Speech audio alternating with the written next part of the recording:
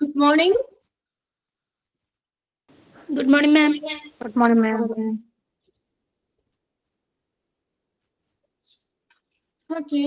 അപ്പോൾ നമ്മൾ കഴിഞ്ഞ ക്ലാസ്സിൽ ഇവിടെ വരെ ആയിരുന്നു JCIയുടെ ജസ്റ്റ് ഒന്ന് ഷെയർ ചെയ്തെടുത്ത് ഇവിടെ വരെയായിരുന്നു നമ്മൾ പറഞ്ഞത് JCI ജോയിന്റ് കമ്മീഷൻ ഇന്റർനാഷണൽ അല്ലെ. ഈ ഹോസ്പിറ്റലുകൾക്കൊക്കെ അക്രഡിറ്റേഷൻ നൽകുന്ന ഒരു ഓർഗനൈസേഷൻ ആണ് JCI NAB ഒക്കെ. അപ്പൊ അതിനകത്ത് നമ്മൾ പറഞ്ഞത് എത്ര ഹോസ്പിറ്റൽ ഉണ്ട് JCI accredited hospital 21 hospital in India. Then JCI stands for Joint Commission International. Then next നമ്മൾ അതിന്റെ goal എന്തായിരുന്നു? Goal is to improve the quality of healthcare in the international community. International ലെവലിലെ അക്രഡിറ്റേഷൻ കൊടുക്കുന്ന ഒരു organisation ആണ് JCI എന്ന് പറയുന്നത്. അപ്പോൾ goal എന്താണ്? Improve the quality of healthcare in international community. Then പിന്നെ നമ്മൾ പറഞ്ഞത് JCI അക്രഡിറ്റേഷൻ ആണ്. JCI 8 തരത്തിലുള്ള ഹെൽത്ത് കെയർ പ്രോഗ്രാമുകൾക്ക് അക്രഡിറ്റേഷൻ നൽകുന്നുണ്ട്.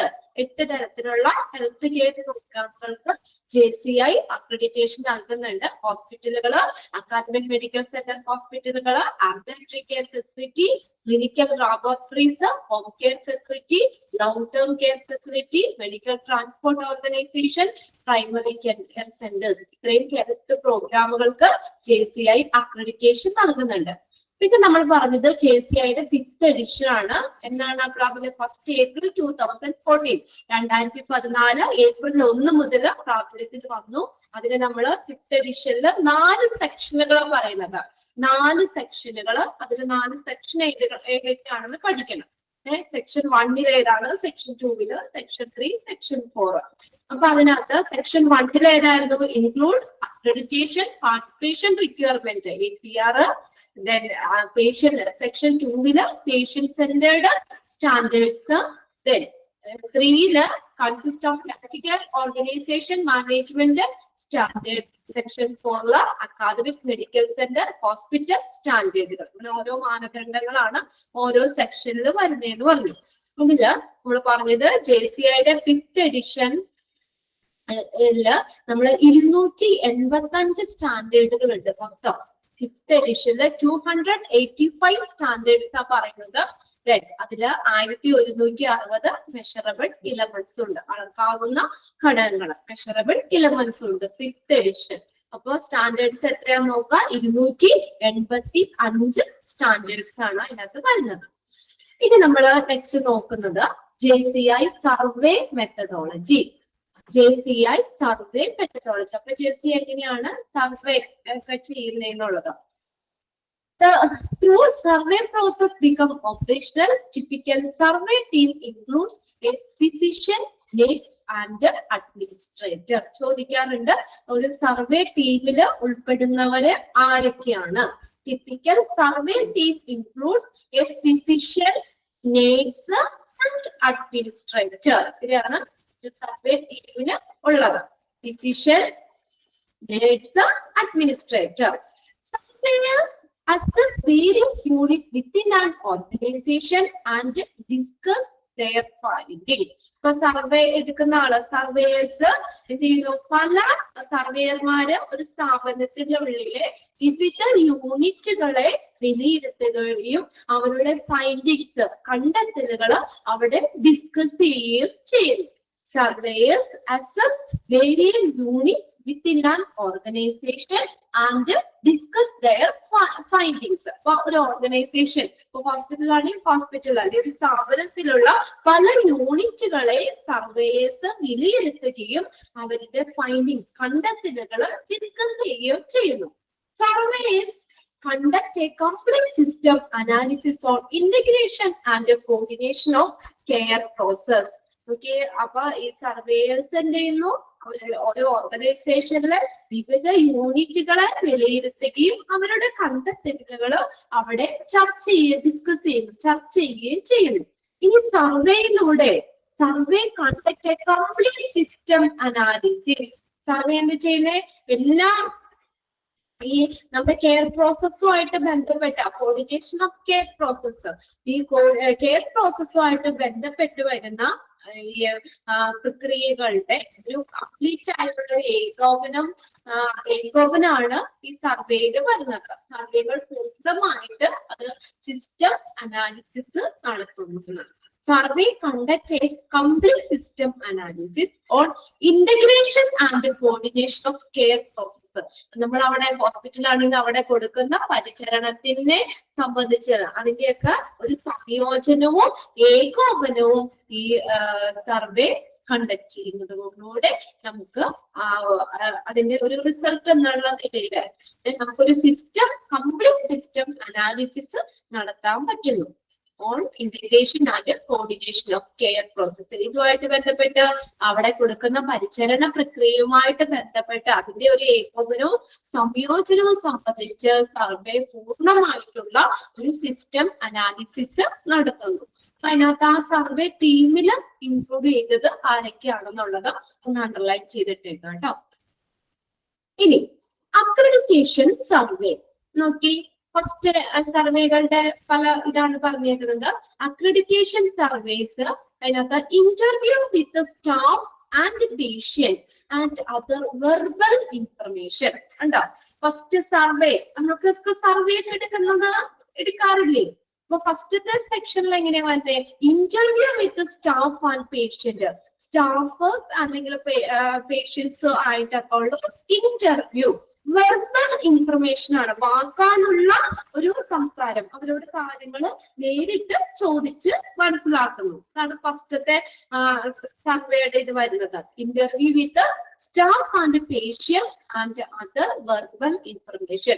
ജീവനക്കാരും പേഷ്യന്റും ആയിട്ട് ഒരു ഇന്റർവ്യൂ നടത്തുന്നു. അതെങ്ങനെയാ? വെർബലാണ്, വാക്കാല് അവരോട് കാര്യങ്ങൾ നേരിട്ട് ചോദിച്ച് മനസ്സിലാക്കുന്നത്. ഇനി രണ്ടാമത്തെ നോക്കിയേ, onsite observation of patient care process by surveyors. ഉണ്ട്. രണ്ടാമത്തെ എങ്ങനെയാ? ഓൺസൈറ്റ് ഒബ്സർവേഷൻ ആണ്. കണ്ടയുടനെ ഓൺസൈറ്റ് നേരെ ഡയറക്റ്റ് കണ്ടിട്ട് പേഷ്യന്റ് കെയർ പ്രോസസ് നേരിട്ട് കണ്ടിട്ട് ഉള്ള ഒരു ഒബ്സർവേഷൻ എന്നാണ് onsite observation of patient care process by surveys. അപ്പൊ സർവേയർമാരുടെ ആ കെയർ പ്രോസസ്, ആ പ്രക്രിയയുടെ ഓൺസൈറ്റ് ഒബ്സർവേഷൻ ആണ്. മറ്റേത് അവരോട് നേരിട്ട് ചോദിക്കുകയില്ല, വെർബൽ ഇൻഫർമേഷൻ ആയിരുന്നു. ഇവിടെ എങ്ങനെയാ? നേരിട്ട് കണ്ടിട്ട് ഓൺസൈറ്റ് ഒബ്സർവേഷൻ. ഇനി മൂന്നാമത്തെ ഏത് രീതിയാ? Policies, procedure and clinical practice guidelines and other documents provided by the organisation. പോളിസികൾ അല്ലെങ്കിൽ പ്രൊസീജിയറുകൾ, clinical practice guidelines and other documents, മറ്റുള്ള ഡോക്യുമെന്റ്സുകളൊക്കെ വഴി പ്രൊവൈഡഡ് ബൈ ദ ഓർഗനൈസേഷൻ. ഒരു ഓർഗനൈസേഷൻ, ഹോസ്പിറ്റൽ ആണെങ്കിൽ ഹോസ്പിറ്റല്, മറ്റുള്ള ഓർഗനൈസേഷനൊക്കെ ആണെങ്കിൽ അത് പ്രൊവൈഡ് ചെയ്യുന്ന നയങ്ങള്, പ്രൊസീജിയർ, ക്ലിനിക്കൽ പ്രാക്ടീസ് ഗൈഡ്ലൈൻസുകള്, മറ്റുള്ള ഡോക്യുമെന്റ്സ്, അതിലൂടെയൊക്കെ സർവേ എടുക്കുന്നത്, സർവേ കണ്ടക്ട് ചെയ്യുന്നത്. അപ്പൊ അങ്ങനെ മൂന്ന് രീതിയിലാണ് നമ്മൾ അക്രഡിറ്റേഷൻ സർവേകള് സംഘടിപ്പിക്കുന്നത്. ഫസ്റ്റ് ഏതാണ്? സ്റ്റാഫും പേഷ്യന്റും ആയിട്ട് വെർബലി നേരെ ഇന്റർവ്യൂ നടത്തുന്നത്. രണ്ടാമത്തേന്ന് ഓൺസൈറ്റ് ഒബ്സർവേഷൻ ആണ്, നേരെ കണ്ടിട്ട് അത് പേഷ്യന്റ് കെയർ പ്രോസസ് കണ്ടിട്ട് അത് ഒബ്സർവ് ചെയ്തിട്ടുള്ള സർവേ. പിന്നെ മൂന്നാമത്തെ ഏതാണ്? ഓർഗനൈസേഷൻ പ്രൊവൈഡ് ചെയ്യുന്ന ഡോക്യുമെന്റ്സുകള്, പോളിസികള്, പ്രൊസീജിയറുകള് അല്ലെങ്കിൽ ക്ലിനിക്കൽ പ്രാക്ടീസ് ഗൈഡ്ലൈൻസ്, ഇതൊക്കെ നോക്കിയിട്ടുള്ള സർവേ പ്രോസസ്. ഓക്കെ, ഇനി നമ്മൾ നെക്സ്റ്റ് നോക്കുന്നത് സ്കോറിംഗ് ദ സർവേ റിസൾട്ട്. ഇനി ഇതിനെ എങ്ങനെയാ സർവേ ചെയ്തിട്ട് അതിന്റെ റിസൾട്ട് എങ്ങനെയാ സ്കോർ ചെയ്യണേന്നാണ്. ഓരോന്നിനും ഓരോ മാർക്കുകൾ കൊടുക്കണമല്ലോ. അപ്പൊ അതിന് ഇങ്ങനെ നമുക്ക് സ്കോർ ചെയ്യാം. അത് scoring the survey result. Survey result score ചെയ്തത് എങ്ങനെയാണ്? Okay, each standard must contain A scoring of at least 5. ഓരോ സ്റ്റാൻഡേർഡിനും, ഞാൻ സ്റ്റാൻഡേർഡുകൾ പറഞ്ഞു 285 സ്റ്റാൻഡേർഡ് ഉണ്ടെന്ന് പറഞ്ഞു. അപ്പൊ അതിനകത്ത് ഓരോ സെക്ഷനുകളിലും ഓരോ സ്റ്റാൻഡേർഡ്സ് ആ പറഞ്ഞേക്കുന്നത്. അതിന്റെ കീഴിലാണ് ചാപ്റ്റേഴ്സ് വരുന്നത്. ഓരോ സ്റ്റാൻഡേർഡ്സിന്റെ കീഴിൽ കുറെ ചാപ്റ്റേഴ്സും ഉണ്ട്. അപ്പൊ അതിനകത്ത് ആ ഓരോ സ്റ്റാൻഡേർഡിനും കുറഞ്ഞത് 5 സ്കോർ ഉണ്ടായിരിക്കുന്നത്. Each standard must contain scoring of at least 5. ഓരോ സ്റ്റാൻഡേർഡിലും കുറഞ്ഞത് 5 സ്കോർ ഉണ്ടായിരിക്കും. അപ്പൊ ഒരു സ്റ്റാൻഡേർഡ് അവർ കീപ്പ് ചെയ്യുകയാണെങ്കിൽ അതിന് 5 മാർക്ക്, 5 സ്കോർ. മനസ്സിലാവില്ല നിങ്ങൾക്ക്? ഓരോ സ്റ്റാൻഡേർഡിനും എത്രയാ കണ്ടെയ്നിങ് അറ്റ്ലീസ്റ്റ് 5 സ്കോർ, 5 സ്കോറാ കൊടുക്കുന്നത് ഓരോ സ്റ്റാൻഡേർഡിനും. ഇനി നോക്കിയേ, each chapter must have A score of at least 8. ഇനി ഓരോ ചാപ്റ്ററിനും എങ്ങനെയാ? അപ്പൊ ഓരോ സ്റ്റാൻഡേർഡിനും 5 സ്കോർ കൊടുക്കും. ഇനി അതിന്റെ ഉള്ളിൽ വരുന്ന ഓരോ ചാപ്റ്റേഴ്സ് ഉണ്ടല്ലോ, അതിന് ഇങ്ങനെ കുറഞ്ഞത് 8 സ്കോർ എങ്കിലും വേണം. Each chapter must have A score of at least 8. അപ്പൊ ഓരോ ചാപ്റ്ററിനും എത്രയാ? 8 സ്കോറാ വരുന്നത്. All standards must together average for at least 9. എല്ലാ സ്റ്റാൻഡേർഡും കൂടി അതിന്റെ ആവറേജ് എന്ന് പറഞ്ഞാൽ അത് 9 ആയിരിക്കണം. എല്ലാ സ്റ്റാൻഡേർഡും കൂടി എടുക്കുകയാണെങ്കിൽ, അപ്പൊ നമ്മൾ പറഞ്ഞു ഓരോ സ്റ്റാൻഡേർഡിനും അറ്റ്ലീസ്റ്റ് 5 സ്കോർ കൊടുക്കണേന്ന് പറഞ്ഞു. അപ്പൊ എല്ലാ സ്റ്റാൻഡേർഡും കൂടി എടുക്കുകയാണെങ്കിൽ അതിന്റെ ആവറേജ് എത്രയായിരിക്കണം? 9 ആയിരിക്കണം. All standard must together average for at least 9. എല്ലാ സ്റ്റാൻഡേർഡും കൂടി എടുക്കുകയാണെങ്കിൽ അതിന്റെ ആവറേജ് 9 ആയിരിക്കണം. ഇനി അടുത്ത് നോക്കിയേ, all measurable elements are averaged to obtain the score for the standard. എല്ലാ measurable elementsഉം ആവറേജ് ആയിരിക്കണം. All measurable elements are average. എന്തിനാ? To obtain the score for the standard. ആ സ്റ്റാൻഡേർഡിന്റെ സ്കോർ ലഭിക്കുന്നതിന് എല്ലാ മെഷറബിൾ ഇലമെന്റ്സും ആവറേജ് ആയിരിക്കണം. ഓക്കെ, നമ്മൾ 1000 ഇവിടെ നമ്പർ തന്നിട്ടുണ്ടല്ലോ. JCIയുടെ 285 സ്റ്റാൻഡേർഡുകളും 1160 മെഷറബിൾ ഇലമെന്റ്സും പറയുന്നത്. അപ്പൊ അതിനകത്ത് എല്ലാ മെഷറബിളും ഇലമെന്റ്സും എങ്ങനെയായിരിക്കണം? ആവറേജ് ആയിരിക്കണം. To obtain the score for the standard. സ്റ്റാൻഡേർഡിന്റെ സ്കോർ ലഭിക്കുന്നതിന് എല്ലാ മെഷറബിൾ ഇലമെന്റ്സും ആവറേജ് ആയിരിക്കണം. ഇനി പറഞ്ഞേക്കുന്ന സ്കോറിംഗ് സർവേ റിസൾട്ട്. ഇനി നമ്മൾ എങ്ങനെയാണ് അത്? ഇപ്പൊ നമ്മൾ ഈച്ച് മെഷറബിൾ സ്കോർഡ് ഓരോ ഒന്നുകൂടി പറയണോ? ഓക്കെ, ഇതിപ്പോ കൂടുതൽ ഡീറ്റെയിൽ നമുക്ക് അതിനുമ്പ് ചെയ്യാനൊന്നും പ്രാക്ടിക്കലി ചെയ്യാനൊന്നുമില്ല. ജസ്റ്റ് ഒന്ന് മനസ്സിലാക്കിയാൽ വെച്ചാൽ മതി. നമ്മൾ ഈ JCIയില് നമ്മൾ പറഞ്ഞു 285 സ്റ്റാൻഡേർഡുകളാണ് വരുന്നത്, മാനദണ്ഡങ്ങളാണ് അതിനകത്ത് വരുന്നത്. 5th എഡിഷനിലാട്ടോ. JCIയുടെ 5th എഡിഷനില് 1160 മെഷറബിൾ ഇലമെന്റ്സും 285 സ്റ്റാൻഡേർഡ് 285 മാനദണ്ഡങ്ങളുമാണ് വരുന്നത്. അപ്പൊ അതിനകത്ത് നമ്മൾ പറഞ്ഞു 4 സെക്ഷൻ ഉണ്ടെന്ന് പറഞ്ഞു. അതിൽ ഓരോന്നിനും ഓരോ സ്റ്റാൻഡേർഡ് നമ്മൾ പഠിച്ചില്ലേ? ഓരോ മാനദണ്ഡങ്ങൾ. ഇപ്പൊ സെക്ഷൻ 2ലാണ് നമ്മൾ പറഞ്ഞത് പേഷ്യന്റ് സെന്റേർഡ് സ്റ്റാൻഡേർഡ്, രോഗിയെ കേന്ദ്രീകരിച്ചിട്ടുള്ള മാനദണ്ഡങ്ങള്. അപ്പൊ അങ്ങനെ മൊത്തം 285 സ്റ്റാൻഡേർഡുകളാണ് 5th എഡിഷനിൽ വരുന്നത്. മനസ്സിലായോ? JCIയുടെ 5th എഡിഷനില് 285 സ്റ്റാൻഡേർഡ് ഉണ്ട്. ഓരോന്നും 4 സെക്ഷനാണ് മൊത്തം. അതില് നമ്മൾ പറഞ്ഞല്ലോ ഓരോന്നും നോക്കുമ്പോൾ അങ്ങനെ 285 സ്റ്റാൻഡേർഡ് ആണ് വരുന്നത്. ഇനി നമ്മൾ അതിന് സർവേ പറഞ്ഞല്ലോ, സർവേ ചെയ്ത് അതിന് നമ്മൾ സ്കോർ ചെയ്യുന്നത്, സ്കോറിംഗ് ദ സർവേ റിസൾട്ട്. ആ സർവേ റിസൾട്ട് സ്കോർ ചെയ്യുന്നതിന് ഓരോ സ്റ്റാൻഡേർഡിനും 5 സ്കോറിംഗ് ഓഫ് അറ്റ്ലീസ്റ്റ് 5, കുറഞ്ഞത് 5 സ്കോർ ഉണ്ടായിരിക്കുന്നത്. ഓരോ സ്റ്റാൻഡേർഡിലും കുറഞ്ഞത് 5 സ്കോർ ഉണ്ടായിരിക്കണം. അപ്പൊ അങ്ങനെ 285 സ്റ്റാൻഡേർഡാ പറഞ്ഞേ, അതിന് കുറഞ്ഞത് എത്രയാ? 5 സ്കോറെങ്കിലും ഉണ്ടായിരിക്കണം. ഈച്ച് സ്റ്റാൻഡേർഡ് ഓരോ സ്റ്റാൻഡേർഡിനും കുറഞ്ഞത് എത്രയാ? 5 സ്കോറെങ്കിലും ഉണ്ടായിരിക്കും. ഇനി ഓരോ സ്റ്റാൻഡേർഡിന്റെ കീഴിൽ വീണ്ടും ചാപ്റ്റേഴ്സ് ആയിട്ട് തിരിച്ചിട്ടുണ്ട്. അതാണ് each chapter must have a score of at least 8. ഓരോ ചാപ്റ്ററിലും എത്ര വേണം? അറ്റ്ലീസ്റ്റ് 8 സ്കോർ എങ്കിലും വേണം. ഓരോ ചാപ്റ്ററിലും എത്രയാ? കുറഞ്ഞത് 8 സ്കോർ എങ്കിലും വേണം.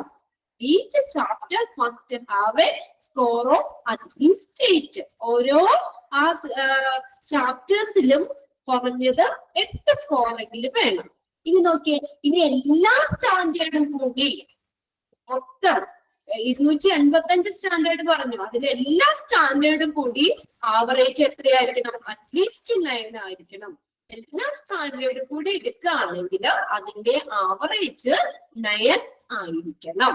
ഇനി നമ്മള് പിന്നെ പറഞ്ഞത് എല്ലാ മെഷറബിൾ എലമെന്റ്സും ആവറേജ് ആയിരിക്കണം to obtain the score for the standard.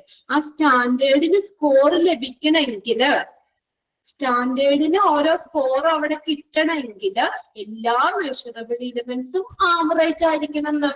All measurable elements are averaged to obtain the score for the standard. സ്റ്റാൻഡേർഡിന്റെ സ്കോർ ലഭിക്കുന്നതിന് എല്ലാ മെഷറബിൾ എലമെന്റ്സും ആവറേജ് ആയിരിക്കണം. ഇനി ഇതിന്റെ സ്കോറിന് കൊടുക്കുന്നത് ഈച്ച് മെഷറബിൾ ഇതൊന്നും അങ്ങനെ ചോദിക്കാറില്ല കേട്ടോ. ജസ്റ്റ് ഒന്ന് മനസ്സിലാക്കി വെച്ചാൽ മതി. ഇപ്പൊ ഇത് നമുക്ക് ഇത് വെച്ചൊരു സ്കോർ കൊടുത്ത് കണ്ടുപിടിക്കുന്ന പ്രാക്ടിക്കലൊന്നുമില്ല. ജസ്റ്റ് ഒന്ന് മനസ്സിലാക്കി വെച്ചാൽ മതി. ഇനി each measurable element is scored. ഓരോ മെഷറബിൾ എലമെന്റും നമ്മൾ സ്കോർ ചെയ്യുമ്പോഴേ അത് മെറ്റ് എന്ന് പറഞ്ഞ് സ്കോർ ചെയ്തത് അതിന് 10 മാർക്കാണ് അവിടെ. സ്കോർ ചെയ്തതിന് 10 മാർക്ക്. ഇനി പാർഷ്യലി മെറ്റ് പകുതി സ്കോർ ചെയ്തതിന് അപ്പൊ അതിന്റെ പകുതി മാർക്ക് 5 മാർക്ക്. ഇനി സ്കോർ ചെയ്യാത്തത് നോട്ട് സ്കോർഡ് അവിടെ സ്കോർ ചെയ്യാത്തതിന് 0 കൊടുക്കണം.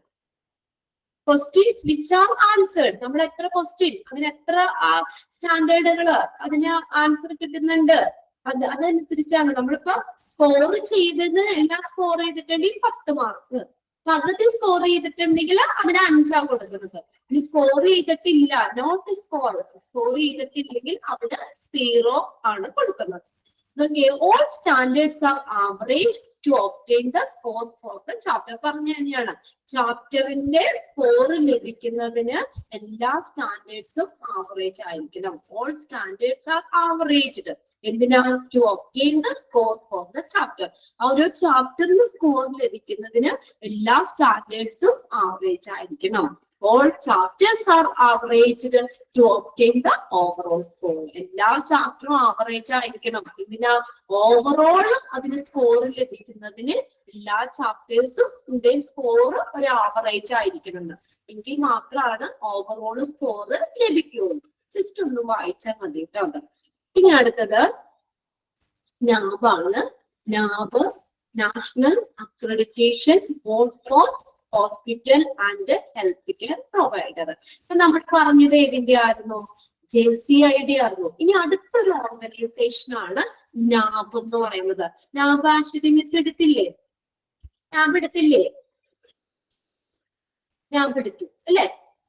NAB എന്ന് പറഞ്ഞാൽ അപ്പൊ അതിന്റെ എക്സ്പാൻഡഡ് ഫോം ആദ്യം നോക്കി വെക്കാം. National Accreditation Board for Hospital and Health Care Providers.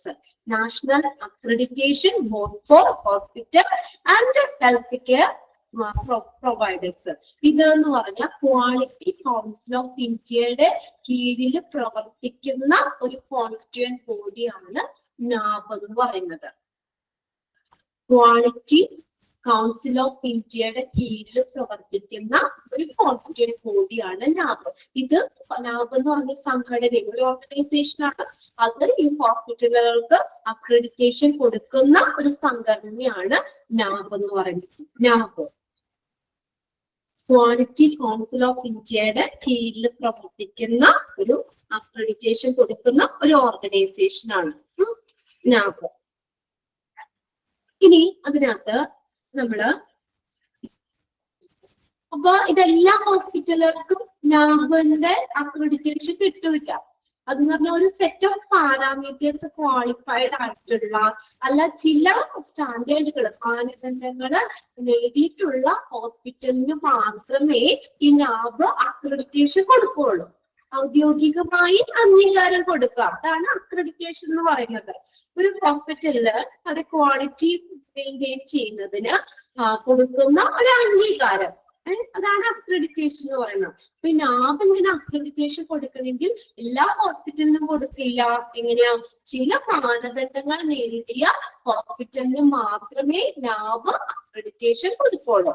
അപ്പൊ ഈ നാബ് ഹോസ്പിറ്റലുകളിൽ എന്താ, നാബ് അക്രഡിറ്റേഷൻ കിട്ടിയ ഹോസ്പിറ്റലില് എങ്ങനെയായിരിക്കും?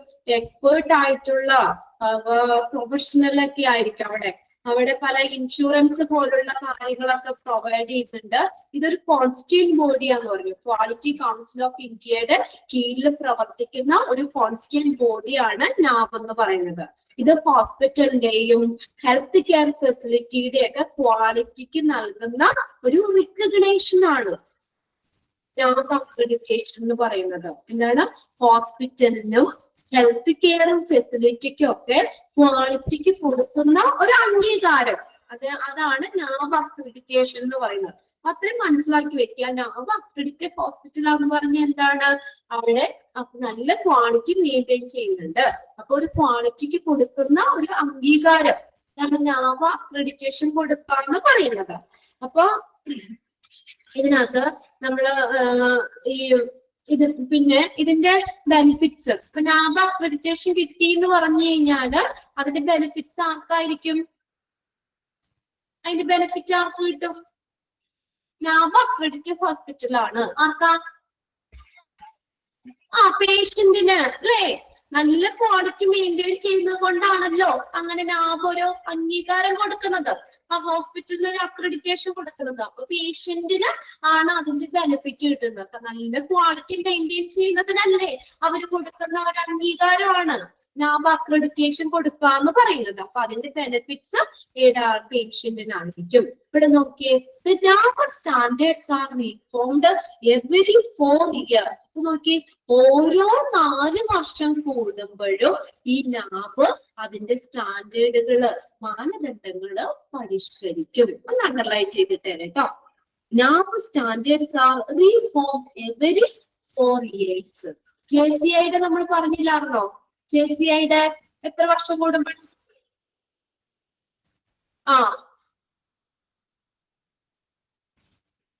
JCI നമ്മൾ അത് നോട്ട് ചെയ്തില്ലായിരുന്നോ? അതിനകത്ത് പറഞ്ഞില്ലേ? ഓരോ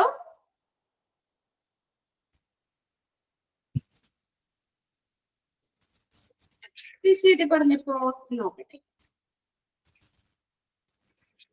ഓക്കെ, അപ്പൊ ഇതൊന്ന് നോക്ക്, പറയാം. അപ്പൊ ഇവിടെ നാബ് ഓരോ 4 വർഷം കൂടുമ്പോഴും എന്ത് ചെയ്യുന്നു? അതിന്റെ മാനദണ്ഡങ്ങൾ അത് പരിഷ്കരിക്കും. ഇപ്പൊ ഒരു പ്രാവശ്യം നാബ് അക്രഡിറ്റേഷൻ കിട്ടി എന്ന് പറഞ്ഞാൽ അത് മെയിൻറ്റെയിൻ ചെയ്ത് അത് വർഷങ്ങളോളം അത് അങ്ങനെ വരില്ല. ഓരോ 4 വർഷം കൂടുമ്പോഴും നാബിന്റെ ആ സ്റ്റാൻഡേർഡുകള്, മാനദണ്ഡങ്ങള് അവര് പരിഷ്കരിക്കും. അപ്പൊ അതനുസരിച്ച് വീണ്ടും ആ ഹോസ്പിറ്റലുകൾ അതൊക്കെ ക്ലിയർ ആയെങ്കിൽ മാത്രമാണ് പിന്നെയും ആ ഹോസ്പിറ്റലിന് എന്ത് ചെയ്യുള്ളൂ? അക്രഡിറ്റേഷൻ വീണ്ടും കിട്ടുള്ളൂ. അപ്പൊ എന്ത് ചെയ്യണം? ആ ഹോസ്പിറ്റല് തുടർച്ചയായിട്ട് തന്നെ ഒരു ഇംപ്രൂവ്മെന്റിന് തയ്യാറാവണം അല്ലെ? പിന്നെയും അവര് ക്വാളിറ്റി മെയിൻറ്റെയിൻ ചെയ്യുന്നെങ്കിൽ മാത്രമാണ് അത് കണ്ടിന്യൂസ് ആയിട്ട് നിന്ന് പോകുള്ളൂ. The NABH standards are reformed every 4 years and now the hospital implement 5th edition standard in April 2020. Then NABH standards centers on patient safety and quality of the delivery of service by the hospital in changing healthcare environment. നോക്കിയേ, ഓരോ 4 വർഷം കൂടുമ്പോഴും നാബ് സ്റ്റാൻഡേർഡുകള് ക്രമീകരിക്കുന്നു എന്ന് പറഞ്ഞു. ഇപ്പോഴ് ഹോസ്പിറ്റലില് 5th edition standard ആണ് നടപ്പിലാക്കിക്കൊണ്ടിരിക്കുന്നത്. ഹോസ്പിറ്റലില് നാബിന്റെ 5th എഡിഷൻ സ്റ്റാൻഡേർഡ് ആണ് ഹോസ്പിറ്റലില് ഇപ്പൊ ഇംപ്ലിമെന്റ് ചെയ്തേക്കണം. And now the hospital implement 5th edition standard April 2020. NABH standard centers on patient safety and the quality of the delivery of service by the hospital in a changing environment. മാറിക്കൊണ്ടിരിക്കുന്ന ഒരു health care എൻവയോൺമെന്റില് നമ്മുടെ പേഷ്യന്റിന്റെ സേഫ്റ്റിയും നമ്മൾ ആ ഹോസ്പിറ്റലിൽ കൊടുക്കുന്ന quality of the delivery service, നമ്മൾ ആ delivery അവിടുന്ന് കൊടുക്കുന്ന സർവീസ് അതിന്റെ ഒരു ക്വാളിറ്റി ഒക്കെ സംബന്ധിച്ച അതിനെ സംബന്ധിച്ചാണ് നാബ് സ്റ്റാൻഡേർഡുകൾ കേന്ദ്രീകരിച്ചിരിക്കുന്നത്.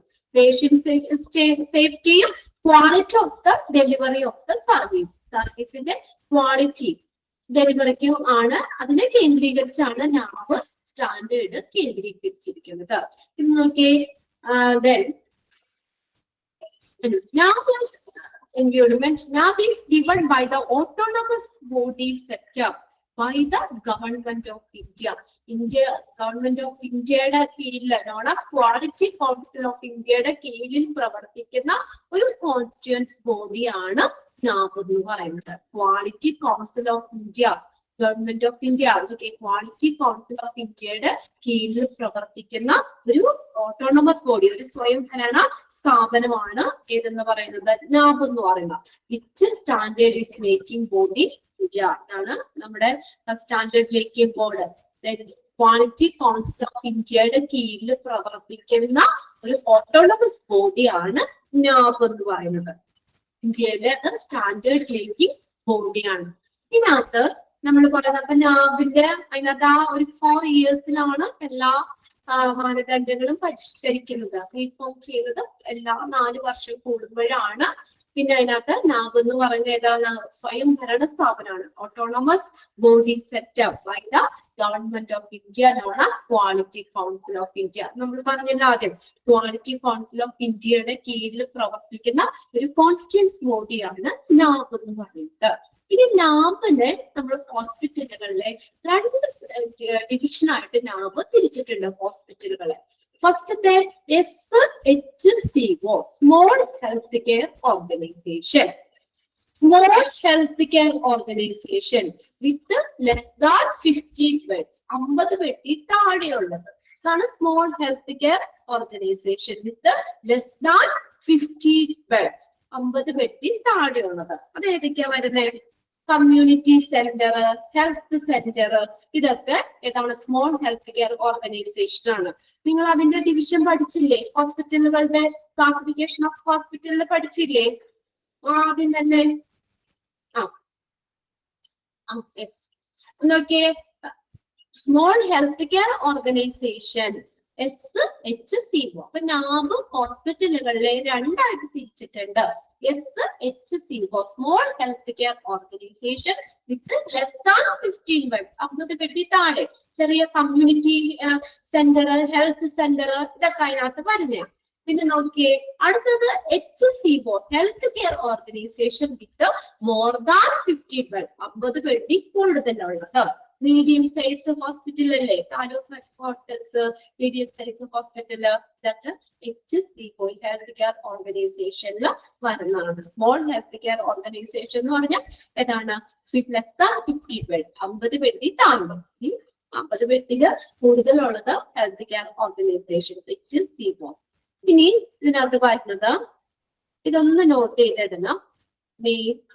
നാബ് guide book standard has 10 chapter with 100 standard and 651 objective elements. എക്സാമിന് ചോദിക്കാണ് കേട്ടോ. നാബ് ഗൈഡ് ബുക്ക് ഓർ സ്റ്റാൻഡേർഡ്സില് 10 ചാപ്റ്റർ, 100 സ്റ്റാൻഡേർഡ്, 261, 651, 651, 655 objective elements ഉണ്ട്. Standards refers to a set goal for the performance. Standard എന്ന് പറയുന്നത് എന്താ?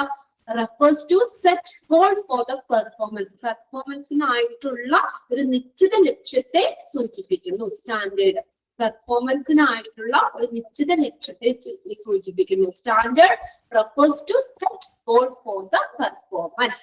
Elements comes under each standard. ഓരോ സ്റ്റാൻഡേർഡിന്റെ കീഴിൽ വരുന്നതാണ് ഇലമെന്റ്, മെഷറബിൾ ഇലമെന്റ്സ്, അത് ഒബ്ജക്റ്റീവ് ഇലമെന്റ്സ് എന്ന് പറഞ്ഞത്. elements comes under each standard. ഓരോ സ്റ്റാൻഡേർഡിനെ കീഴിൽ വരുന്നതാണ് ഈ elements എന്ന് പറയുന്നത്. And is used to monitor the performance. Performance നിരീക്ഷിക്കുന്നതിന് വേണ്ടി ഉപയോഗിക്കുന്നു. അത് രണ്ടും ഒന്ന് നോട്ട് ചെയ്തതാ കേട്ടോ. സ്റ്റാൻഡേർഡ്സ് എന്തിനു വേണ്ടിയിട്ടാണ്? To set a goal for the performance. പെർഫോമൻസിനായിട്ടുള്ള ഒരു നിശ്ചിത ലക്ഷ്യത്തെയാണ് സ്റ്റാൻഡേർഡ് എന്ന് പറഞ്ഞത് സൂചിപ്പിക്കുന്നത്. എന്നാൽ ഇലമെന്റ്സോ ഈ സ്റ്റാൻഡേർഡിന്റെ കീഴിൽ വരുന്നതാണ് ഒബ്ജക്റ്റീവ് ഇലമെന്റ്സ്. അതെന്തിനു ഉപയോഗിക്കുന്ന? Used to monitor performance. Performance monitor ചെയ്യാൻ വേണ്ടി ഉപയോഗിക്കുന്നതാണ്. ഇനി ഇതും എക്സാമിന് ഒന്ന് നോക്കി വയ്ക്കാം. 3 കാറ്റഗറി ഉണ്ട് ഇവിടെ. അപ്പൊ മൊത്തം നമ്മള് 651 ഒബ്ജക്റ്റീവ് ഇലമെന്റ് പറഞ്ഞു. 651 ഒബ്ജക്റ്റീവ് ഇലമെന്റില് 102 എണ്ണം കോർ കാറ്റഗറിയിൽ വരുന്നതാണ്. അതൊന്ന് നോട്ട് ചെയ്തിട്ട് കേട്ടോ. Core category CORE core category 651 objectives ഇലമെന്റ്സില് 102 എണ്ണം കോർ കാറ്റഗറിയിൽ വരുന്നതാണ്. പ്രധാന വിഭാഗം ാണ് കോർ കാറ്റഗറിയിൽ വരുന്നത്. അതിൽ 102 എണ്ണം പ്രധാന വിഭാഗത്തിൽ വരുന്നതാണ്. Which are essentially evaluated during the assessment. Assessment സമയത്ത് ഓരോ മൂല്യനിർണയ സമയത്തും അടിസ്ഥാനപരമായി വിലയിരുത്തുന്ന കാര്യമാണ്. ഓരോ അസസ്മെന്റിലും ഓരോ മൂല്യനിർണയ സമയത്തും അടിസ്ഥാനമായി വിലയിരുത്തുന്നതാണ് ഈ 102 ഒബ്ജക്റ്റീവ് ഇലമെന്റ്. ഇത് പ്രധാന വിഭാഗം അല്ലെങ്കിൽ കോർ കാറ്റഗറിയിൽ വരുന്നതാണ്. ഓക്കെ, ഇനി രണ്ടാമത്തെ 459 ആർ ഇൻ കമ്മിറ്റ്മെന്റ് കാറ്റഗറി. അത് ഏതാ? പ്രതിബദ്ധതാ വിഭാഗം. കമ്മിറ്റ്മെന്റ് കാറ്റഗറി പ്രതിബദ്ധതാ വിഭാഗം. Which will be evaluated during final assessment. അന്തിമ മൂല്യനിർണയ സമയത്ത് ഇവാലുവേറ്റ് ചെയ്യുന്നതാണ് 459 ഒബ്ജക്റ്റീവ് ഇലമെന്റ്സ്. ഫൈനൽ അസസ്മെന്റ് സമയത്ത് വിലയിരുത്തപ്പെടുന്നതാണ് 459 ഇലമെന്റ്സ്. ഓക്കെ, ഇനി 60 എണ്ണം അച്ചീവ്മെന്റ് കാറ്റഗറിയിൽ വരുന്നതാണ്. നേട്ട വിഭാഗം. അച്ചീവ്മെന്റ് കാറ്റഗറിയിൽ which will be checked out during surveillance assessment. അത് നിരീക്ഷണ മൂല്യനിർണയ വേളയിൽ പരിശോധിക്കപ്പെടുന്ന ഇലമെന്റ്സ് ആണ്. നിരീക്ഷണ മൂല്യനിർണയ വേളയില് പരിശോധിക്കപ്പെടുന്നതാണ് 60 ഒബ്ജക്റ്റീവ് ഇലമെന്റ്സ്. 30 എണ്ണം എക്സലൻസ് കാറ്റഗറിയിൽ വരുന്നതാണ്. മികവ്, എക്സലൻസ് കാറ്റഗറി. അതേതാ? Which will be evaluated during reaccreditation. Reaccreditation സമയത്ത് വിലയിരുത്തപ്പെടുന്നവയാണ്. അപ്പൊ 4 എണ്ണം നമ്മൾ പറയുന്നുണ്ട്. അത് 4 ഇത് ക്ലിയർ ആക്കി വെക്കാം. മൊത്തത്തില് 651 ഒബ്ജക്റ്റീവ് ഇലമെന്റ്സ് ആ ഉള്ളത്. ക്ലിയർ ആയോ? മൊത്തം ഞാവില് നമ്മൾ 651 ഒബ്ജക്റ്റീവ് ഇലമെന്റ്സ്. അതിനെ വീണ്ടും 4 കാറ്റഗറി ആയിട്ടാണ് തിരിച്ചേക്കുന്നത്. അതിന്റെ പേരുകൾ നോക്കി വെക്കുക. കോർ കാറ്റഗറി എന്ന് വെച്ചാൽ പ്രധാന വിഭാഗം. കോർ കാറ്റഗറി 4 എണ്ണം അണ്ടർലൈൻ ചെയ്തിടാം കേട്ടോ. പ്രധാന വിഭാഗം. രണ്ടാമത്തെ കമ്മിറ്റ്മെന്റ് കാറ്റഗറി പ്രതിബദ്ധതാ വിഭാഗം. പ്രതിബദ്ധതാ വിഭാഗം കമ്മിറ്റ്മെന്റ് കാറ്റഗറി. മൂന്നാമത്തെ അച്ചീവ്മെന്റ് കാറ്റഗറി നേട്ട വിഭാഗം. Achievement category. അടുത്ത് നോക്കിയേ എക്സലൻസ് കാറ്റഗറി മികവ് വിഭാഗം. മികവ് എക്സലൻസ് കാറ്റഗറി. അങ്ങനെ 4 കാറ്റഗറി ആയിട്ടാണ് തിരിച്ചേക്കുന്നത് ഈ 651 ഒബ്ജക്റ്റീവ് എലമെന്റ്സിന്. ഇനി അതിന് 102 എണ്ണം കോർ കാറ്റഗറിയിൽ വരുന്ന 102 എണ്ണം. അത് എപ്പോഴാണ് ഇവാലുവേറ്റ് ചെയ്യുന്നത്? During each assessment. അത് പ്രധാന വിഭാഗമാണ്. അപ്പൊ ഓരോ അസസ്മെന്റ് സമയത്തും ഓരോ മൂല്യനിർണയ വേളയിലും പരിശോധിക്കപ്പെടുന്ന ഇവാലുവേറ്റ് ചെയ്യുന്നതാണ് 102 ഒബ്ജക്റ്റീവ് എലമെന്റ്. ക്ലിയർ ആയോ നിങ്ങൾക്ക്? 102 ഒബ്ജക്റ്റീവ് എലമെന്റ് പ്രധാന വിഭാഗത്തിൽ വരുന്ന. അത് എങ്ങനെയാണ്? നമ്മൾ ഓരോ മൂല്യനിർണയ വേളയിലും വിലയിരുത്തപ്പെടുന്ന ഒബ്ജക്റ്റീവ് എലമെന്റ്സ് ആണ്. ഇനി 459 കമ്മിറ്റ്മെന്റ് കാറ്റഗറിയിൽ വരുന്നതാണ്. പ്രതിബദ്ധതാ വിഭാഗം അതെപ്പോഴാണ്? ഫൈനൽ അസസ്മെന്റ് സമയത്ത് ഇവാലുവേറ്റ് ചെയ്യുന്നതാണ്. ഫൈനൽ അസസ്മെന്റ് സമയം അന്തിമ മൂല്യനിർണയ വേളയിൽ വിലയിരുത്തപ്പെടുന്നതാണ്. ഇനി 60 ഏതാണ്? അച്ചീവ്മെന്റ് കാറ്റഗറിയിൽ നേട്ട വിഭാഗത്തിൽ വരുന്നു. അത് എപ്പോഴാണ്? അവ നിരീക്ഷണ മൂല്യനിർണയ വേളയിൽ പരിശോധിക്കപ്പെടുന്നതാണ്. നിരീക്ഷണ മൂല്യനിർണയ വേളയിൽ പരിശോധിക്കപ്പെടുന്നതാണ്. ഇനി 30 എക്സലൻസ് കാറ്റഗറിയിൽ അത് എപ്പോഴാണ് വെച്ചത്? Re accreditation. റീ അക്രഡിറ്റേഷൻ സമയത്ത് ഇവാലുവേറ്റ് ചെയ്യുന്നതാണ് ബാക്കി 30. അപ്പൊ 3 കാറ്റഗറി ഒന്ന് നോക്കി വെക്കുക കേട്ടോ. 3 കാറ്റഗറി ഏതാണെന്നുള്ളതൊക്കെ ഒന്ന് നോക്കി വെക്കുക. അതിൽ എത്ര എണ്ണത്തെ വന്നേ എന്നുള്ളത് ഒന്ന് മനസ്സിലാക്കുക. ഇനി നാബ് സ്റ്റാൻഡേർഡ്സ് അത് ഇമ്പോർട്ടന്റ് ആണ്. 2 നമ്മൾ പറയുന്നത്. പേഷ്യന്റിനെ കേന്ദ്രീകരിച്ചിട്ടുള്ള മാനദണ്ഡങ്ങളുണ്ട്. പേഷ്യന്റ് സെന്റേർഡ് സ്റ്റാൻഡേർഡ് ഉണ്ട്, ഓർഗനൈസേഷൻ സെന്റേർഡ് സ്റ്റാൻഡേർഡ് ഉണ്ട്. അപ്പൊ ഇത് നോക്കിയാൽ മതി. നാബ് സ്റ്റാൻഡേർഡുകൾ 2 ഉണ്ട്. പേഷ്യന്റ് സെന്റേർഡ് സ്റ്റാൻഡേർഡും ഓർഗനൈസേഷൻ സെന്റേർഡ് സ്റ്റാൻഡേർഡും. പേഷ്യന്റിനെ കേന്ദ്രീകരിച്ചിട്ടുള്ള മാനദണ്ഡങ്ങള്. പേഷ്യന്റ് സെന്റേർഡ് സ്റ്റാൻഡേർഡ്, പേഷ്യന്റിനെ കേന്ദ്രീകരിച്ചിട്ടുള്ള മാനദണ്ഡങ്ങള്. പേഷ്യന്റ് സെന്റേർഡ് സ്റ്റാൻഡേർഡ്, പേഷ്യന്റിനെ കേന്ദ്രീകരിച്ചിട്ടുള്ള മാനദണ്ഡങ്ങള്. ഇനി നോക്കിയേ അടുത്ത organisation centred standard.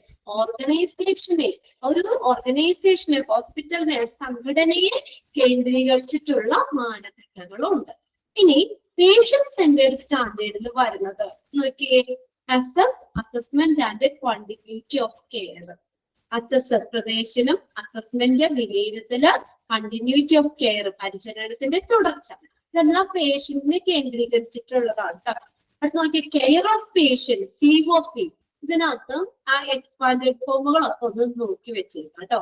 Care of patient, COP, പേഷ്യന്റിന്റെ കെയർ. മാനേജ്മെന്റ് ഓഫ് മെഡിക്കേഷൻ, മരുന്നുകള്, മെഡിക്കേഷൻസിന്റെ ഒക്കെ മാനേജ്മെന്റ്, MOM. അടുത്ത് നോക്കിയ PRE, patient right and education, പേഷ്യൻസിന്റെ അവകാശങ്ങള്, എഡ്യൂക്കേഷൻ. ഇതൊക്കെ PRE, patient right and education. Hospital infection control. ഇതെല്ലാം പേഷ്യന്റ് സെന്റേർഡ് സ്റ്റാൻഡേർഡിൽ വരുന്നതാണ്. രോഗിയെ കേന്ദ്രീകരിച്ചിട്ടുള്ള മാനദണ്ഡങ്ങള്. എനിക്കായിരുന്നു 5 assessment and continuity of care. അത് പേഷ്യന്റിന് കേന്ദ്രീകരിച്ചിട്ടുള്ള മാനദണ്ഡങ്ങളാണ് കേട്ടോ.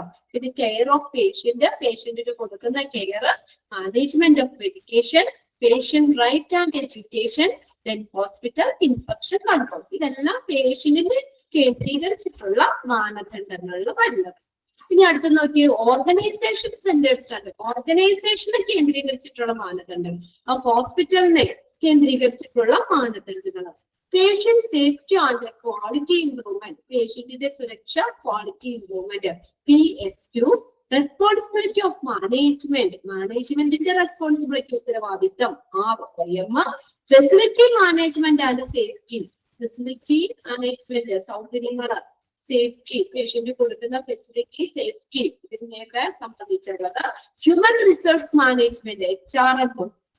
Information management system. ഇതെല്ലാം ഓർഗനൈസേഷനെ കേന്ദ്രീകരിച്ചിട്ടുള്ള മാനദണ്ഡങ്ങളാണ്. ഡീറ്റെയിൽ ഒന്നും പഠിക്കേണ്ട. അതിന് പേഷ്യന്റ് സെന്റേർഡ് സ്റ്റാൻഡേർഡിൽ വരുന്നത് ഏത്, ഓർഗനൈസേഷൻ സെന്റേർഡ് സ്റ്റാൻഡേർഡിൽ വരുന്നത് ഏത് എന്നൊന്നും മനസ്സിലാക്കി വെക്കാം. അതിൽ ഏതെങ്കിലും ഒരെണ്ണം പഠിച്ചു കഴിഞ്ഞാൽ നമുക്ക് 5 കറക്റ്റ് ആയിട്ട് പഠിച്ചാൽ മറ്റൊന്ന് നമുക്ക് ഐഡന്റിഫൈ ചെയ്യാം. പേഷ്യന്റ് സെന്റേർഡ് സ്റ്റാൻഡേർഡിൽ വരുന്നത് ഏതാന്ന് വെച്ചാൽ എഴുതാം, വരാത്തത് ഏതാന്ന് വെച്ചാൽ എഴുതാം അല്ലേ. അപ്പൊ അതൊന്നും വായിച്ചു വെക്കാം, പോയിന്റ്സ് മാത്രം. ഓക്കെ, പേഷ്യന്റ് സെന്റേർഡ് സ്റ്റാൻഡേർഡ് വായിച്ചു നോക്കി ഏതൊക്കെയാണ്? Assessment and continuity of care, care of patient, COP, management of medication, MOM, patient right and education, PRE, hospital infection control, HIC, hospital infection control.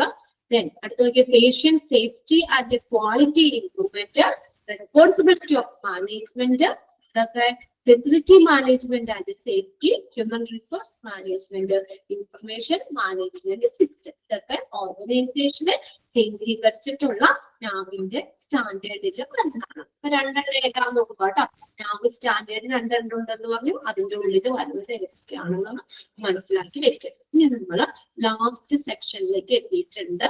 നാവിന്റെ കീ പെർഫോമൻസ് ഇൻഡിക്കേറ്റർ. ഇവിടെ ഞാൻ പറഞ്ഞില്ലേ, ഇതിനകത്ത് നമ്മള് ഓരോ ഇക്വേഷൻസ് ആണ്, നാവിന്റെ മാനദണ്ഡങ്ങൾ ഓരോ ഇതിനും. നിങ്ങൾ മറ്റേ ചാപ്റ്ററിൽ പഠിച്ചിട്ടുണ്ടോ? അശ്വതി മാം എടുത്തോ 32 നാവിന്റെ 32 പോയിന്റ്സുകൾ പറഞ്ഞായിരുന്നു. അതിന് പോയിന്റ്സ് മാത്രമേ ഉള്ളൂ. ഇതിനകത്ത് നിങ്ങൾക്ക് കാണുന്ന ഫോർമുല അടക്കം നമുക്ക് പഠിക്കാനുണ്ട്. അപ്പൊ കുറച്ചൊക്കെ നിങ്ങൾക്ക് ഒരു ഐഡിയ ഉണ്ടാവും ഓരോന്നിനെ കുറിച്ച്. അതാണ് നമുക്കൊന്ന് നോക്കാം. നോക്കി, key performance indicator. Key performance indicator KPI assist in helping systematically monitor, assess, and continually enhance service performance.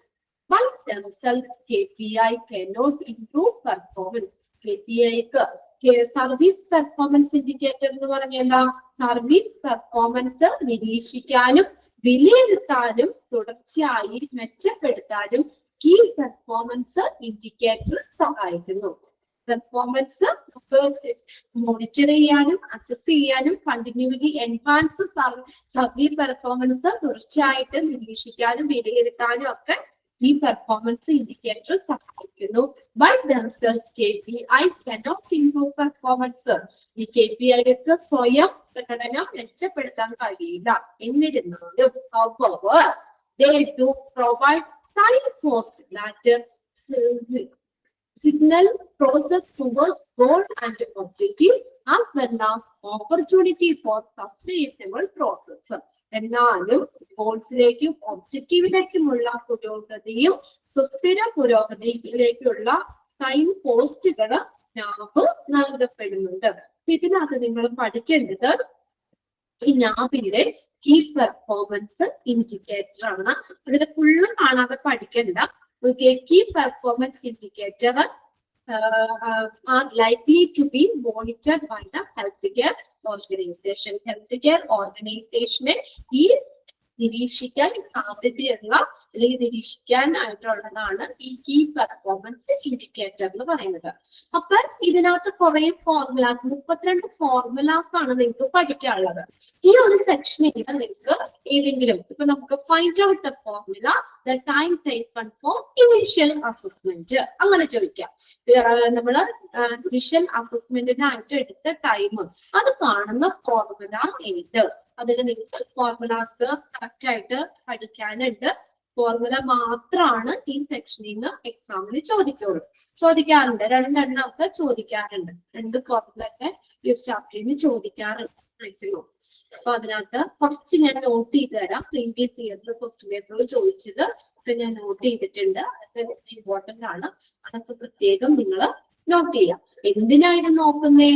എന്തിനാ നമ്മൾ ഈ ഇൻഡിക്കേറ്റർ ഈ ഇക്വേഷൻസ് ഒക്കെ പഠിക്കുന്നേ? ഈ 32 എണ്ണോ അത് നമ്മൾ നോക്കിയിട്ട് അതനുസരിച്ച് ഇതില് നമ്മൾ കറക്റ്റ് ആയിട്ട് ഹോസ്പിറ്റലില് ഇതിന്റെ പെർസെന്റേജ് ആണ് നമുക്ക് കാണേണ്ടത്. പെർസെന്റേജ് ഒക്കെ കണ്ടിട്ട് ഇതില് നമ്മള് ആ ഹോസ്പിറ്റല് അത് അത്രയും അത് നിൽക്കുന്നുണ്ടെങ്കിൽ ഇങ്ങനെയുള്ള കാര്യങ്ങളൊക്കെ ഹോസ്പിറ്റല് കറക്റ്റ് ആയിട്ട് ചെയ്യുന്നുണ്ട്, അത് കറക്റ്റ് പെർസെന്റേജ് ആണെങ്കിലൊക്കെ ആണ് നാവിന് അക്രഡിറ്റേഷൻ കൊടുക്കാൻ പറ്റുള്ളൂ. അപ്പൊ ആ നാവിന് അക്രഡിറ്റേഷൻ കൊടുക്കാനുള്ള ഈ എന്താ പറയാ സ്റ്റാൻഡേർഡുകൾ അതാണ് ഈ പറഞ്ഞത്. ഈ പെർഫോമൻസ് ഇൻഡിക്കേറ്റർ ആണ് ഈ പറഞ്ഞത്. ഇതൊക്കെ നോക്കിയിട്ടാണ് നാവ് എന്ത് ചെയ്തത്? അക്രഡിറ്റേഷൻ കൊടുത്തത്. അതില് ഫസ്റ്റത്തെ ഏതാണ്? ഫോർമുലയാണ് പഠിക്കേണ്ടത്. ഒന്നാമത്തെ പഠിക്കണം time taken for initial assessment. Initial അസസ്മെന്റിനായിട്ട് എടുത്ത സമയം ആണ്. ഇനീഷ്യൽ അസസ്മെന്റിനായിട്ട് എടുത്ത സമയം time taken for initial assessment. പ്രാഥമിക പരിചരണത്തിനായിട്ട് എടുത്ത സമയം. The time should begin from the time that the patient has reached at the bed of the ward till the time that the initial evaluation has been completed by the doctor. ഏതാണ് നമ്മൾ initial അസസ്മെന്റിനായിട്ടുള്ള time എന്ന് പറയുന്നത്? ഏത് ടൈമാന്ന് നോക്കിയേ. ഒരു patient വാർഡിലെ ബെഡില് എത്തിയ സമയം മുതൽ, okay, the time should begin from the time that the patient has reached at the bed of the ward. ഒരു വാർഡിലെ ബെഡില് പേഷ്യന്റ് എത്തിയ സമയം മുതൽ എവിടെ വരിക? The time that the initial evaluation has been completed by the doctor. ആ doctor പ്രാഥമിക മൂല്യനിർണ്ണയം പൂർത്തിയാക്കാൻ എടുത്ത സമയം വരെ, എടുത്തത് വരെയുള്ള സമയം, അതാണ് time taken for initial assessment എന്ന് പറയുന്നത്. അപ്പൊ ഒരു പേഷ്യന്റ് വാർഡിലെ ബെഡിൽ എത്തിയ സമയം മുതൽ എവിടെയാ?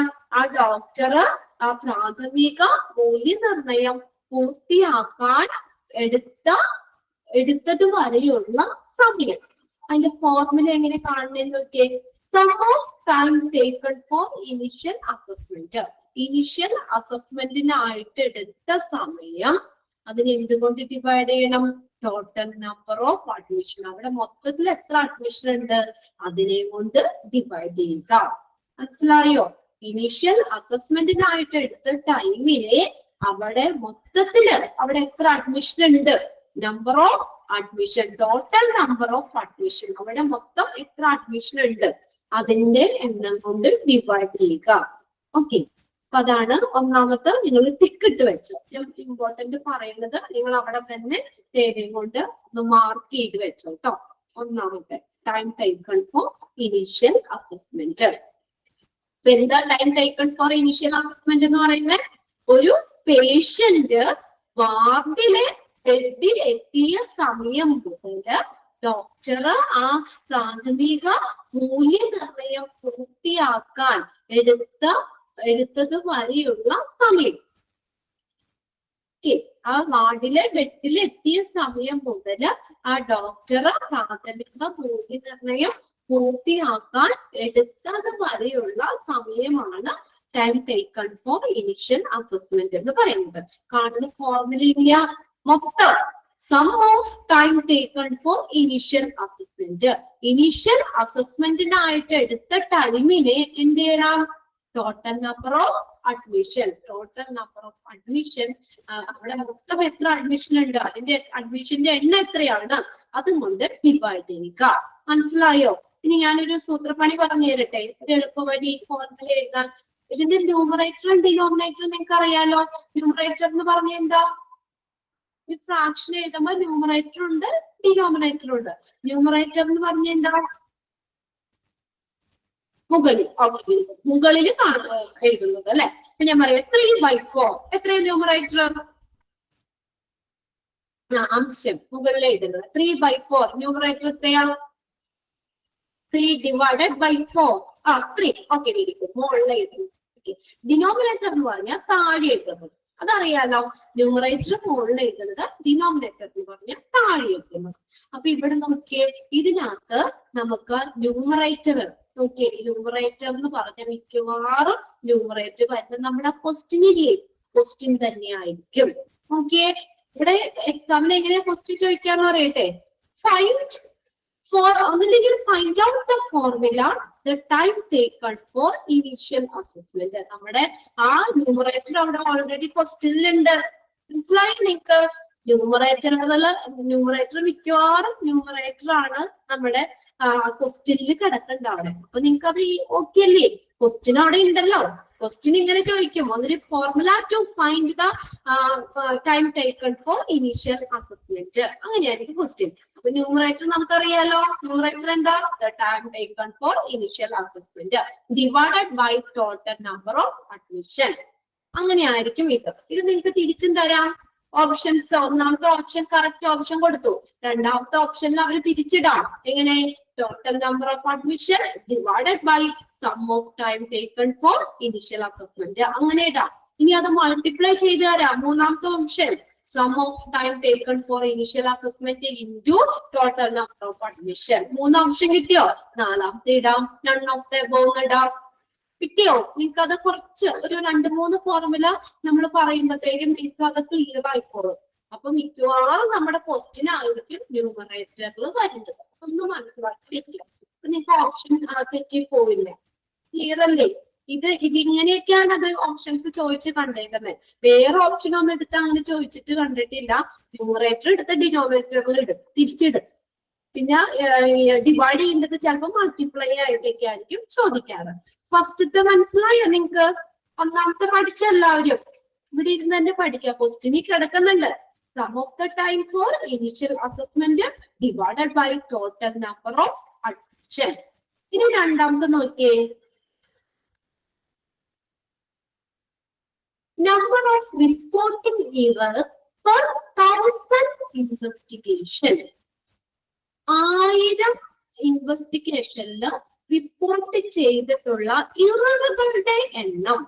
Number of reporting error per 1000 investigation. 1000 ഇൻവെസ്റ്റിഗേഷനുകൾ എടുക്കുകയാണെങ്കിൽ അതില് റിപ്പോർട്ട് ചെയ്ത ഇററുകളുടെ എണ്ണം നോക്കും. Reporting error, number of reporting error per 1000 investigation. എങ്ങനെ കാണുന്നേ? അപ്പോൾ നമ്മൾ നോക്കിയേ, നമ്പർ ഓഫ് റിപ്പോർട്ടിംഗ് ഇറർ കണ്ടോ? ന്യൂമറേറ്റർ അവിടെ കിടക്കണ്ട്. Number of reporting error divided by എന്തുകൊണ്ട് ഡിവൈഡ് ചെയ്യണം? നമ്പർ ഓഫ് ടെസ്റ്റ് പെർഫോം, അവിടെ നടത്തിയിട്ടുള്ള ടെസ്റ്റുകളുടെ എണ്ണം കൊണ്ട്. ഓക്കെ, അപ്പൊ നമ്മൾ 1000 ടെസ്റ്റുകൾ നടത്തിയിട്ട് അതിൽ എത്ര ഇറർ റിപ്പോർട്ട് ചെയ്തു അല്ലെ? അപ്പൊ നോക്കിയേ, നമ്മൾ അവിടെ മൊത്തം ഇപ്പൊ ഒരു രാവിലെ നമ്മൾ ടെസ്റ്റ് ചെയ്തേല് ഒരു 1000 ടെസ്റ്റ് നടത്തിയതില് ഒരു 10 ഇററ റിപ്പോർട്ട് ചെയ്തു. അതിലൊരു 2 എന്നൊക്കെയാണ് ചെയ്യുന്നെങ്കിൽ നമുക്ക് എന്ത് പറയാം? ക്വാളിറ്റി ഒക്കെയാണ് അല്ലെ? അവിടെ ക്വാളിറ്റി ഒക്കെ കറക്റ്റ് ആയിട്ട് നോക്കുന്നുണ്ട്, കറക്റ്റ് ആയിട്ട് എല്ലാം ഫോളോ ചെയ്തെന്ന് പറയാം നമുക്ക്. അപ്പൊ അത് നോക്കിയിട്ട് അതിന്റെ പെർസെന്റേജ് കുറവാണെങ്കിൽ നമുക്ക് എന്ത് ചെയ്യാം? നാബിന് അക്രഡിറ്റേഷൻ കൊടുക്കാം. പക്ഷെ ഇതിപ്പോ നമ്മൾ ഇതിന്റെ ഇങ്ങനെ ഈ ഒരു രീതിയിൽ നമ്മൾ കാൽക്കുലേറ്റ് ചെയ്യുമ്പോൾ അതിന്റെ പെർസെന്റേജ് കുറെ കൂടുതലാണെങ്കിൽ നമുക്ക് അവിടെ നാബിന് അക്രഡിറ്റേഷൻ കൊടുക്കാൻ പറ്റില്ല. മനസ്സിലായോ? അപ്പൊ നാബ് ഇത് നോക്കിയിട്ടാണ് അക്രഡിറ്റേഷൻ കൊടുക്കണോ വേണ്ടയോ എന്ന് തീരുമാനിക്കുന്നത്. നാബ് അക്രഡിറ്റേഷൻ കൊടുക്കാൻ വേണ്ടിയിട്ടുള്ള ചില മാനദണ്ഡങ്ങളാണ്. അപ്പൊ ഈ ഇക്വേഷൻസ് വെച്ചിട്ട് നമ്മളത് കാൽക്കുലേറ്റ് ചെയ്ത് നോക്കും. ഹോസ്പിറ്റലിലെ ഓരോ ഇതും കാൽക്കുലേറ്റ് ചെയ്ത് നോക്കും. അതിനനുസരിച്ചാണ് നാബ് അക്രഡിറ്റേഷൻ കൊടുക്കുന്നത്. മനസ്സിലാവല്ലോ നിങ്ങൾക്ക്?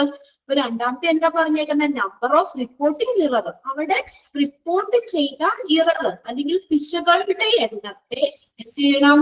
നമ്പർ ഓഫ് ടെസ്റ്റ് പെർഫോം, അവിടെ നടത്തിയിട്ടുള്ള ടെസ്റ്റുകളുടെ എണ്ണം കൊണ്ട് ഡിവൈഡ് ചെയ്യണം.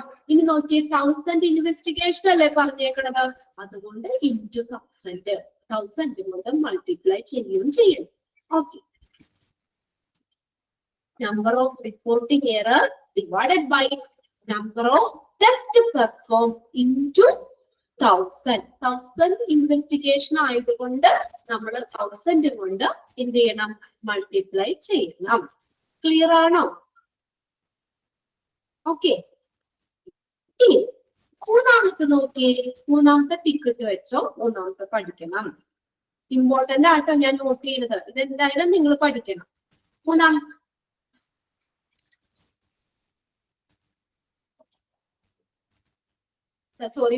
അല്ല, നാലാമത്തെ കേട്ടോ. മൂന്നാമത്തെ വേണ്ടാന്ന് പറഞ്ഞാൽ നിങ്ങൾക്ക് എഴുതാൻ ഓൾറെഡി നിങ്ങൾക്ക് അറിയാലോ. എങ്കിലും ഇമ്പോർട്ടന്റ് ആണ്, ഒന്ന് നോട്ട് ചെയ്യുക. അതെന്തായാലും പഠിക്കണം. അതാണ് ഒന്നാമത്തെ ഞാൻ ടിക്ക് എഴുതുന്ന തന്നിട്ടുണ്ട്. ഒന്നാമത്തെ നിങ്ങൾ പഠിക്കണം. രണ്ടാമത്തെ നമ്മൾ വായിച്ചു. പിന്നെ മൂന്നാമത്തെ നോക്കിയേ, percentage of adherence to safety precaution by staffing in diagnosis.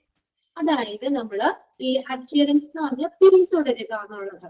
ഈ ലാബിലൊക്കെ നമ്മള് റേഡിയോളജി ഒക്കെ പഠിച്ചപ്പോ പറഞ്ഞില്ലേ, സ്റ്റാഫുകളൊക്കെ അതിന്റെ PPE നമ്മുടെ സുരക്ഷ ഇതൊക്കെ ഇടണം, ഗൗണുകൾ ധരിക്കണം, ഗ്ലൗസുകൾ ധരിക്കണം. നമ്മൾ ആ റേഡിയേഷൻ അവർക്ക് ഏൽക്കാതിരിക്കാൻ വേണ്ടിയിട്ട് സേഫ്റ്റി മുൻകരുതലുകൾ എടുക്കണം എന്നൊക്കെ പറഞ്ഞില്ലായിരുന്നോ നമ്മൾ ആ റേഡിയേഷനിലൊക്കെ?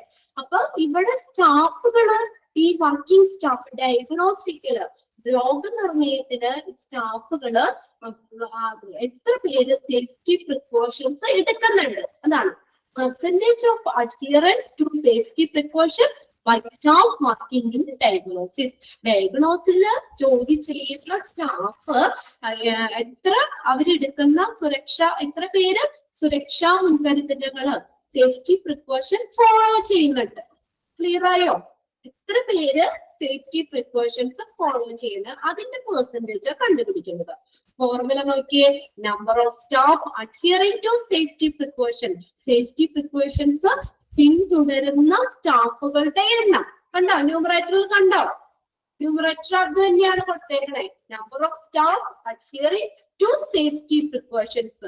സേഫ്റ്റി പ്രിക്കോഷൻസ് ഫോളോ ചെയ്യുന്ന സ്റ്റാഫിന്റെ എണ്ണം, അതിനെ എന്ത് ചെയ്യണം? Divided by number of staff audited into 100. അവിടെ മൊത്തം കണക്കിലുള്ള സ്റ്റാഫ്, ഓഡിറ്റ് ചെയ്ത ജീവനക്കാരുടെ എണ്ണം, അവിടെ മൊത്തം വർക്ക് ചെയ്യുന്ന സ്റ്റാഫിന്റെ എണ്ണം കൊണ്ട് ഡിവൈഡ് ചെയ്യുക, ഇൻറ്റു പെർസെന്റേജ് ആയതുകൊണ്ട് ഇൻറ്റു എന്ത് ചെയ്യുക?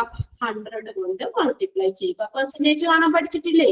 നമ്മൾ മാർക്കൊക്കെ പെർസെന്റേജ് കാണും.